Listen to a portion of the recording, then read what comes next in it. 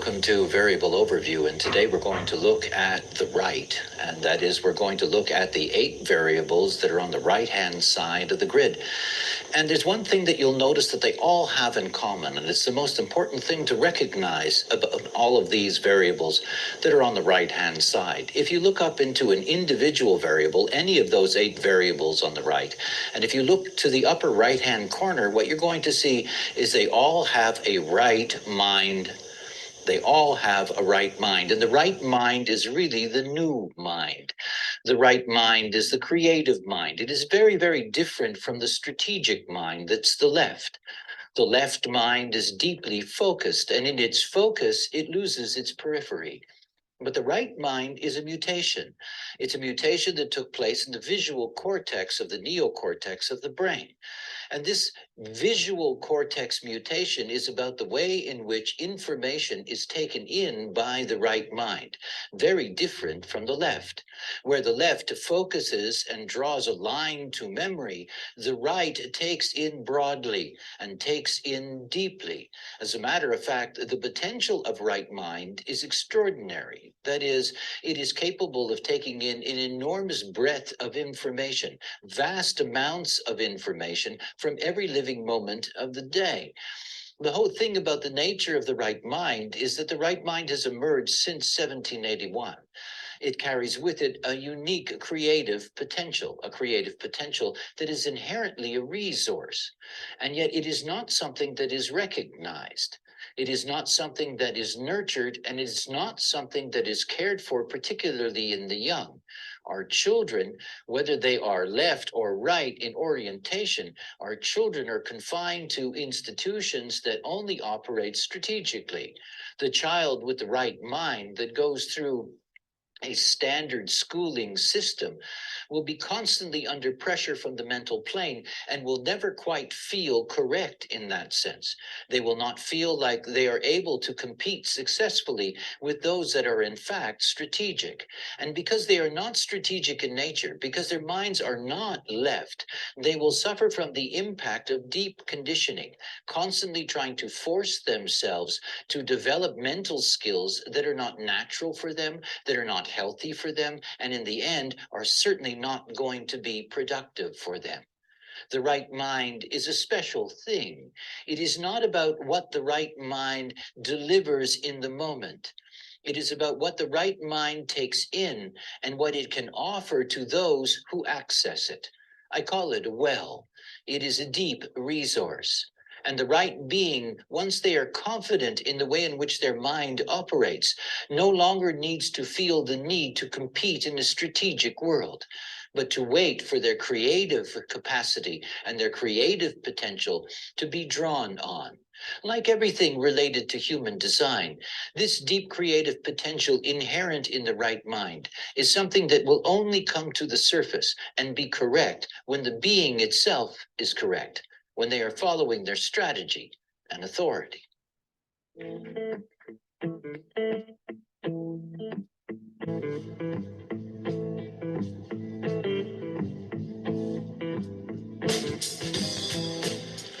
Hey, my fellow travelers on this spaceship Earth, spiraling through space and time. It's taking a look at the faces again and our continuing journey around the wheel.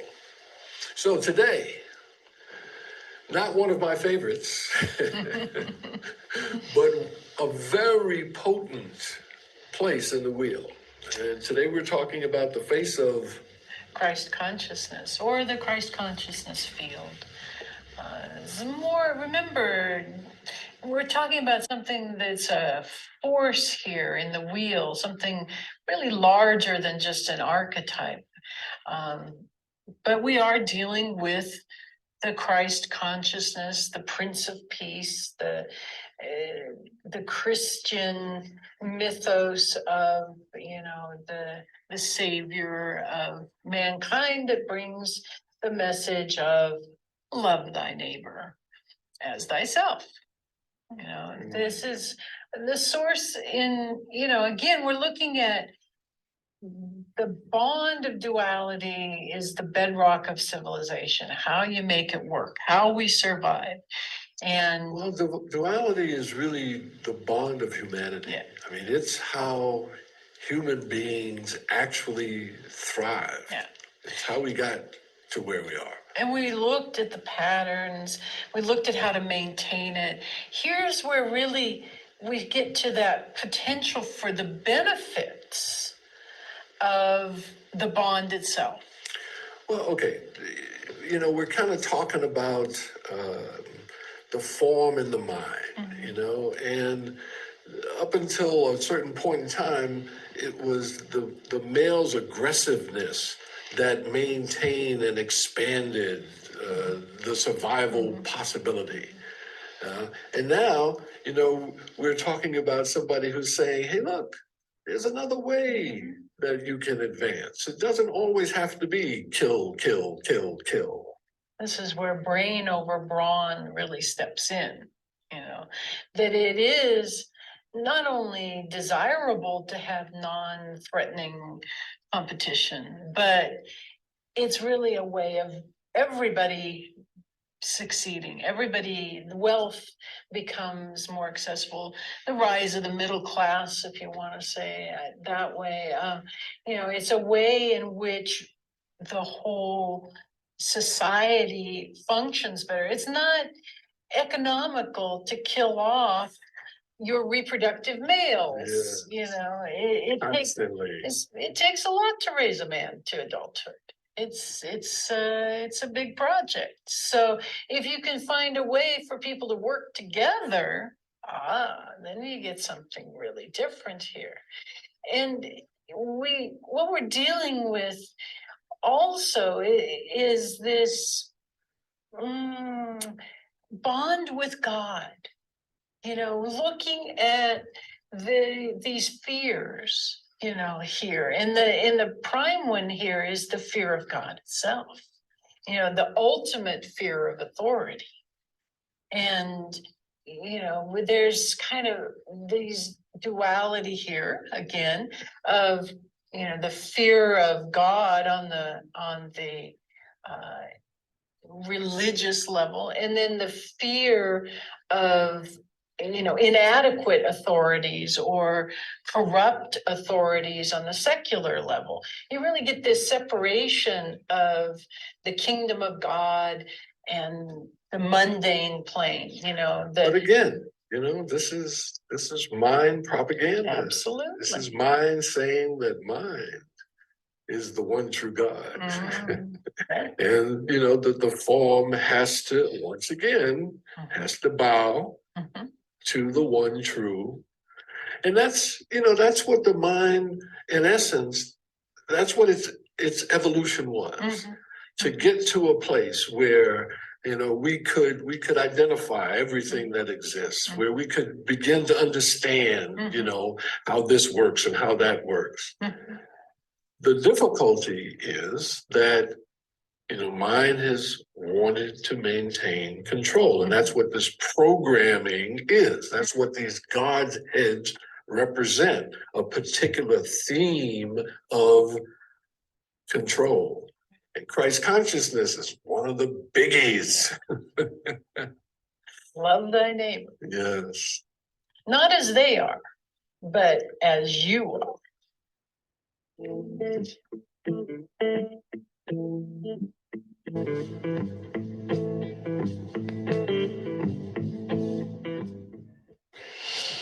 Hello. Today, it's a special segment. I was asked by Antoine and Mao to do something on mammals, so I responded to it. Well, I was growing up with mammals. I had cats, I had a horse. Now at home I have 2 cats and 1 horse, and I have their birth data. So I can really calculate their charts. And mammals are really different to us humans. They only have 5-centered. They're programmed in a complete different way. But whoever out there has an animal knows that there can be a very deep and flourishing relationship there. So basically there can be the three kinds of connections between mammals and humans. You could be a friend to a mammal. You can have a relationship that can be a worker, and you can have a relationship that is based basically on the basic food deal. I mean, what you do is you grow an animal, you slaughter them, you eat it. That's the third relationship. And this is the most ancient relationship, and that is why mammals were domesticated.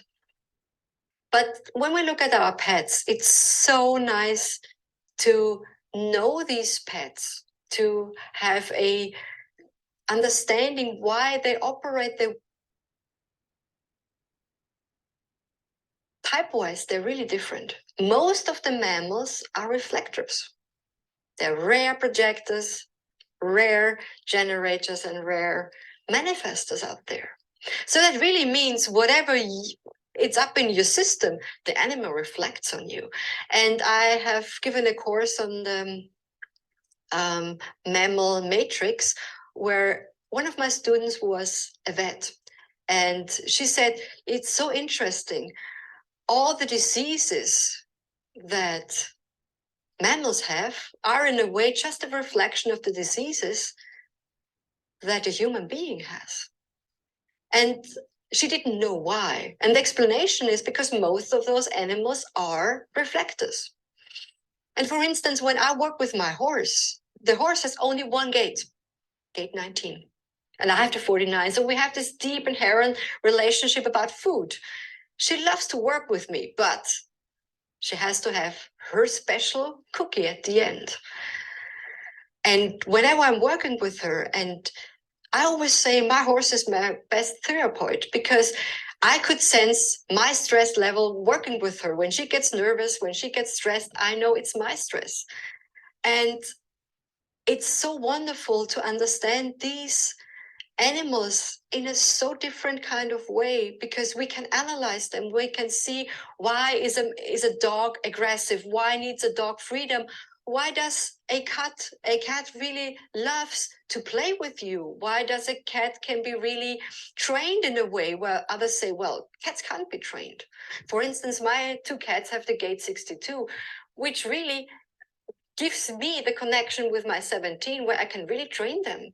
I taught them tricks. And when you learn about the connection you have with your animal and you understand it in a very deep way, I tell you, this is one of the most fascinating relationships you can have with mammals. By understanding them, knowing what they reflect you, knowing what kind of deep connection you have to those.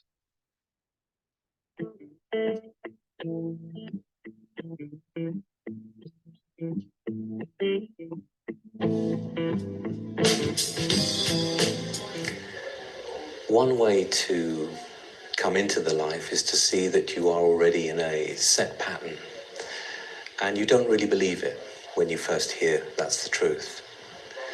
Astrologers have been talking about transits for a long time. Most people know about astrology is their sun sign in the newspapers. It's ridiculous, really. However, there is a pattern that comes through. We don't look at it purely astrologically. We look at everything through the lens of human design. Understanding who you are, understanding what's inside you is a bit like understanding the gifts that you have. You don't know what those gifts are until you discover them and they begin to open up.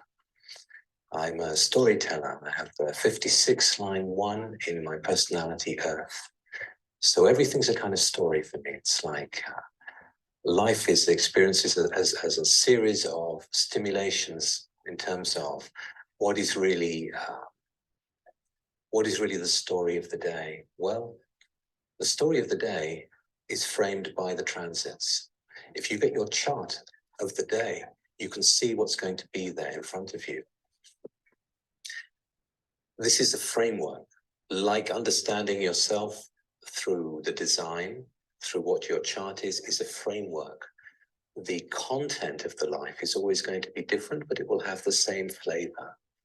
If you know what the transit of the day is, you can see that everything that comes through will tell you certain things. I'll give you an example. 2 days ago, I was working in the day because, to me the day is enjoyable. My work is enjoyable and watching is enjoyable. There is a cross of the Maya. It's taking us into the Maya. So I knew that we were on a journey into the Maya, but I didn't know what it was going to tell us. There are certain themes that come along, and they come along in patterns. If you enjoy the story, you'll see the patterns. It's like following the plot. The first thing is what flirts at you around the edges, around the periphery, and it stands out in some way. So we're driving along with a triple split, driving, has no idea which direction she's to go. It was a teaching journey. And she pulled over while someone else in the back was trying to make things happen and put us in a direction. While that happened, two things. The first thing was a runner who was really running his tracksuit and his plimsolls, and then he just gave up. He went, oh, and they're just sort of walking along like this. He'd just given up. He'd run too far. He was tired, and he just sort of plodded on. And he was coming in this direction. About 20 seconds later, another one coming in the other direction did exactly the same thing at exactly the same point. It was about giving up. 2 miles down the road, I noticed a motorcycle accident, and there was a woman lying on the ground. There were 2 people around her. I ran to see what help I could do, if I could be of service in any way. I could see from the way the body was moving and shaking, she was in deep shock, and everything was moving. There was no sharp pain. Consciousness was there, but she was very, very scared. I put my hand on her hand and said, it's okay. Everything's okay. There's nothing, nothing's broken. You'll be okay. It's just shock. It was the first contact she'd had from someone who actually spoke to her. And then she said, but I'm scared. I'm worried. Why? I have no papers. If the police come, I have no papers. So it was the consequences. And I said, well, there's a chance, there's a chance you can go through this experience and you can come out and through it. All you have to do is stand up. I checked her neck, everything was fine. And the light in her eye first said yes, and then when she came to do it, it was a fear that held her back.